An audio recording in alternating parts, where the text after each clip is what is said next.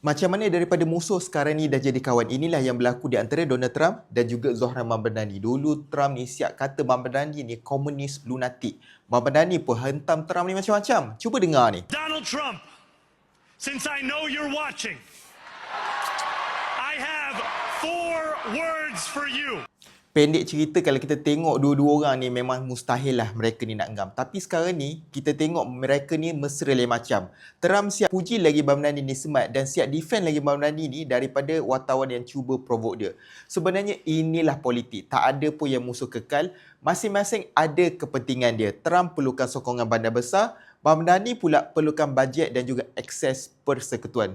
Jadi daripada mereka nak bergaduh, baiklah berpakat. Kat Malaysia pun sama je sebenarnya. Dulu bukan main lagi kan, kutuk sana, kutuk sini. Sekarang ni semua dah jadi kawan. Yang tak bagusnya adalah penyokong ni. Kadang-kadang terlalu taksub sangat.